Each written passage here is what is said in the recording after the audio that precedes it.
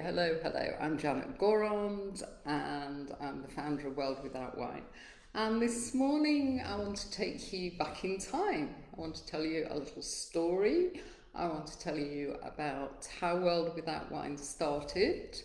And then I want to summarise the various services that we can offer, the various support in case you would like to change your relationship with alcohol. So let me start with my story. I'm going to do the abbreviated version this morning. If you want the full story with all the gory details, then you'll have to look at our podcast. Our podcast is called Goodbye to Alcohol, and you can find it on Apple, on all the usual platforms.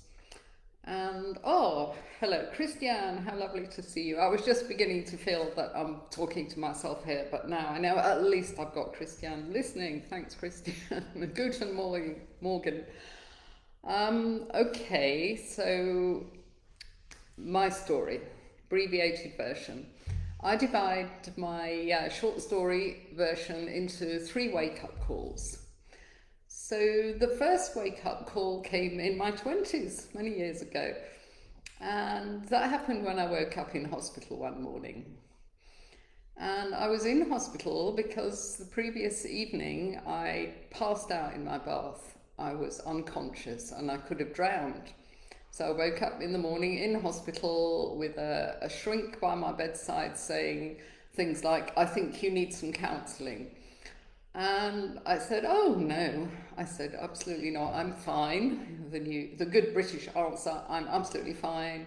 And then I just shrugged off the whole episode, and so did my friends. We all laughed, and it just went down as one of those stories, a legend. Did you hear about Janet in her bath, etc. So that just passed. And then in my 30s and 40s, pretty much did the usual things. I built my career, I got married, had my son, and everything was fine. But I was always drinking. Every day I would be drinking a bottle of wine. There'd be a glass when I got home from work, and then there'd be a couple more glasses with dinner, and then anything left over, of course, watching TV. So just fell into that pattern, day after day, night after night.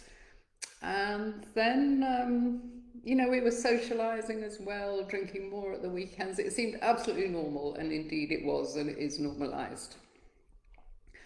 My second wake-up call came when I was in my 50s, and that was when I got breast cancer. Now, back then, we didn't talk so much about the link between alcohol and cancer. But these days it's well documented, isn't it, that alcohol is linked to 7 different types of cancer. But back then, I refused to link my heavy drinking with my breast cancer. I focused on my treatment, thank goodness I got better, and just carried on drinking. And my third wake-up call came some years later, and thank goodness I finally listened to that one. The wake-up call came in the form of a walking, talking blackout. I was away for a weekend with friends, and I actually lost an entire afternoon. I had no recall of what had happened on the Saturday afternoon when I woke up on Sunday.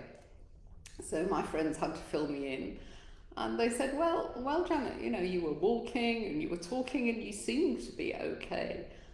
But obviously I wasn't, but I was functioning. So this kind of fascinated me in a gruesome way. So I Googled, blackouts, and discovered that when you have a blackout, it's not that you forget stuff. It's just that your brain is so soaked in alcohol that it can't make memories in the first place. So that really scared me for some reason. Because I think I knew that I was harming my body. By then I was beginning to accept, breast cancer, better call it if I don't want that coming back. But I'd never really thought that I was damaging my brain, but that got me thinking. So I decided. So the Monday morning after that weekend, I woke up and I said to my husband, "That's it, I'm done. I'm done with alcohol." Because I just felt weary, I thought, I can't do this anymore. So he said to me, oh, well, that's interesting, because normally you just say you're going to cut down and then you don't. But in fact, I said I was done, and indeed I was. So the only thing I had to do then was discover how to do this, because obviously after all those decades of drinking, I was pretty much dependent. So I trotted along to AA, which is the first thing that one thinks of, when you want to make this change. And I really struggled to find my people there. I tried several different groups, but many of them were much further down the line than I was. I was probably on the way there, but I hadn't quite got to the stage where I'd lost everything. I hadn't lost my family, I hadn't lost my job, everything was more or less how it should be, and I was very much a functioning alcoholic. So I carried on looking. I looked on the internet, I thought there must be some help that will work for me. And eventually I found something in London, which is where I'm from. So I went over there and attended a one-day workshop. And amazingly, this one-day workshop, it did the trick. And, we were given some interesting information just about how damaging it is to your health. We were given some strategies to help us change our behaviour. But most importantly, I met people there that I could relate to. And we swapped numbers and we stayed in touch and we got sober. So I came back to South Africa a few months into my sobriety, and I had time on my hands, because that happens when you stop drinking. No longer are you planning the drinking, doing the drinking and recovering, but you're sitting with time and space. So I started to get these ideas. I thought, well, I've got 25 years experience in training and development. I'm a qualified executive coach. So maybe I can use these skills to design and facilitate workshops and coach people and help other people to change their relationship with alcohol. So I had this crazy idea and I started, the first workshop was in November 2015. I had quite a lot of media because people were fascinated by how someone could not only stop drinking but then help other people. So I got quite a few kind of articles in the press, which was great because it meant that our first workshop was fully booked, and that worked well and people started changing their behaviour. So now, that was, as I say, quite a few years ago. So now we've run more than 50 workshops and helped hundreds of people. So that brings us right up to today. So, let me have a quick look at the comments. Hi Lynette, hi Flick. Yeah, thanks guys. Oh, AA experience similar. The mindset too dark. Yeah, it was. And another kind of way that I can't quite get the AA thing is I kind of get the one day at a time, but I don't agree that it's a terrible disease. And I also don't see why it should be a lifetime struggle, because my experience after seeing hundreds of people change in this way is that it's a really tough kind of 6 months, and you have to work hard, make the changes, but then you're pretty much done. You don't have to think about alcohol for the rest of your life. You've changed, you've made a change, you've adapted, you've reconfigured your life, and now you have an alcohol-free life. End of. So Christiane and I don't quite get the AA thing. Okay, so where was I? Yeah, I just wanted to go through the support that we offer. We're going to put this video on our brand new YouTube channel, so in case people stumble upon it that don't know who we are. So I just wanted them to get a summary of what we do. So the first thing that we recommend to people that discover us is that you get connected with our awesome community. That's people like you, Lynette and Christiane and Flick. We've got the most fabulous people now that we've connected with over the years. So connect with us, and we chat away every day on WhatsApp. And we also open our Zoom cafe every Saturday afternoon when somebody does a share or a talk, and then we check in with everybody to see how they're going. So that's the kind of everyday connection that we have. But we also take our members on an 8-step journey, which I'm not going to go through now, but you can check out those 8 steps by going into worldwithoutwine.com and clicking on the membership tab. It costs very little. We've tried to make it affordable and accessible to everybody. So monthly subscription here in South Africa is just $75, and if you're in UK it's €4 or it's $5. I haven't worked it out in euros, I must do that. So yeah, think what we used to spend on alcohol, for goodness sake, there's no comparison. So we say to people, sign up, subscribe, try us out for a few months. If you don't like us, then that's fine. You can go away. We won't chase you. You can cancel. There'll be no fuss. So that's our big recommendation. First step, join our tribe. And then you'll start to understand the other things that we offer, like the workshops. We still offer workshops, but due to our friend COVID, like everybody else, we've had to do a little bit of a pivot. And we now offer our workshops via Zoom, which is actually quite cool because we're getting many more international people these days. At our workshops, we focus more on mind shift than willpower. We're not into kind of one day at a time, white knuckling this journey. We help people to see alcohol completely differently. And the way that we structure our Zoom workshops is that we have a 4-hour session. We limit the numbers to 6 so that we can give people one-to-one attention. They can do their share. But we take them, during that time, we take them through the workshop content. And then about a week later, we connect them with our fabulous Lynette, who those of you that watch Facebook Lives regularly will know that I alternate with Lynette. And then Lynette will give them a 1-hour coaching session. She'll help them to reflect on what they've learned from the workshop, what resonated with them, and she'll help them to consolidate and tailor their action plan going forward. So more information and dates. In fact, there's one coming up the end of October, but if you want to look at dates for workshop and the more information about the content, again, just pop on to worldwithoutwine.com and click workshops. And the other thing we offer is recovery coaching, because Lynette and myself are both qualified recovery coaches.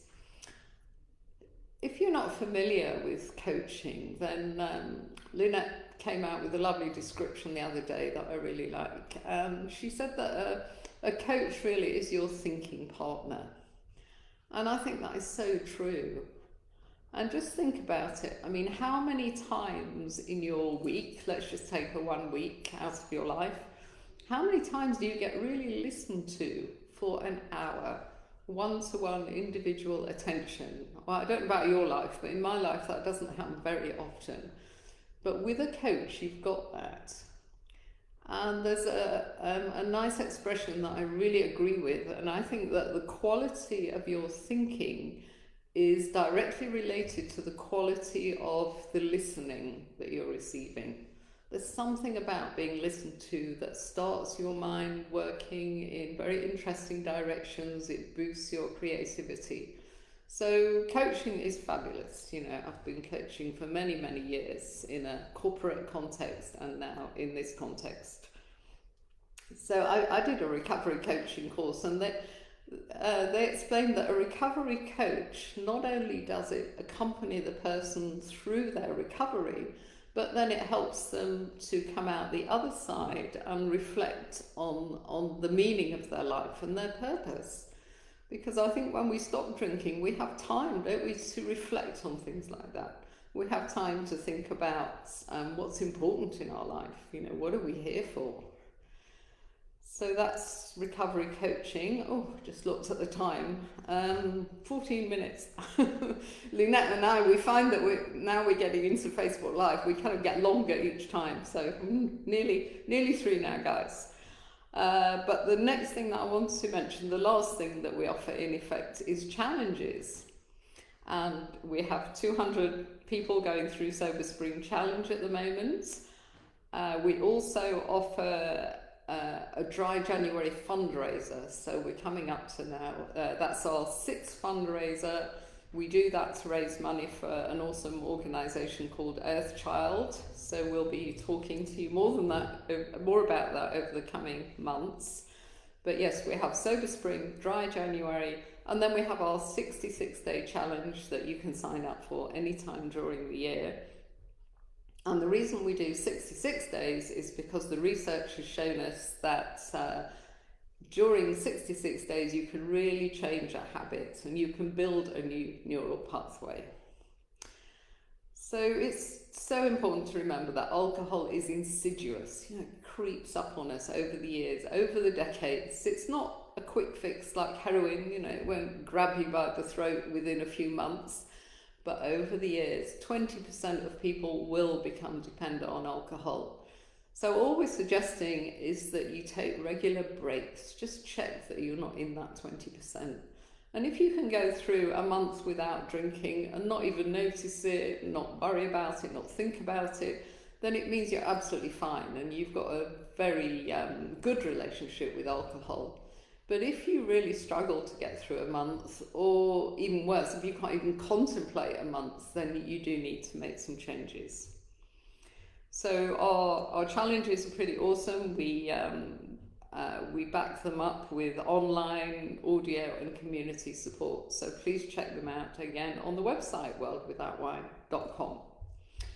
And last but not least, I just want to mention our weekly podcast. So it occurred to me about 6 months ago that now that we've got all these fabulous people in our community, including many sober people that just stick around because they like us and they want to help new people, I thought I could start a series of interviews because these people are very happy to share their stories to inspire other people. So that's exactly what we're doing. So we've got 20 episodes out now. It's called Goodbye to Alcohol. You can find it on all the major platforms for podcasts, Apple and Spotify, etc. So at the heart of these podcasts are recovery stories, but I'm also beginning to bring in some experts. So I've got authors, psychiatrists, doctors, people like that are working in this space, and they're going to tell us more. So the podcast is fabulous, and I've checked the downloads this morning. We've got 8.5 downloads, which I'm really, really pleased with. So thank you to everyone that listens to them. So I think that's all, and as it's nearly 20 minutes, it's definitely time. Just let me summarize. So that's what we do. That's the support we offer. And if there's one takeaway that I'd like you to pick up from this, it's that if you want to change your relationship with alcohol, it's very hard to do this alone. You need to connect with others on the same path. So if you're watching this and you've been thinking about making a change, just subscribe. Join up for a few months. It could just change your life. So that's me done. Let me look at the comments. So glad some of you are out there. Functioning alcoholic. Yeah, people didn't know that I was drunk. Yeah, Flick. I mean, it's amazing actually. I think we become very skilled, don't we, at covering it up, because we kind of know in our subconscious mind. We go, oh dear, I'd better watch what I say, watch what I do. And at one stage you can. Yeah, Lynette says it's her superpower to be sober. That is so true. I love our tribe. Yeah, as Flick says, the workshop outreach, we're reaching more people because of COVID. So it's actually had a silver lining for us in that respect. And also the podcasts are helping us. I think we got a new member, didn't we, the other day from Argentina. We've got people from Europe. We've got quite a few Americans coming in. We've even got a lady from Alaska, which I think is very cool, literally. So Flick Christian, Flick likes our podcast, so I'll be interviewing you for that one day. Flick, you're well on your way. Hello Jane, how lovely to see you. I hope you're coming to the Zoom Cafe later. Okay, so thank you so much to everyone that came to watch this live. This will be going on our timeline, and it'll also be going on YouTube on our brand new channel. So thank you for that, guys, and I'll see most of you at the Zoom cafe this afternoon. Bye.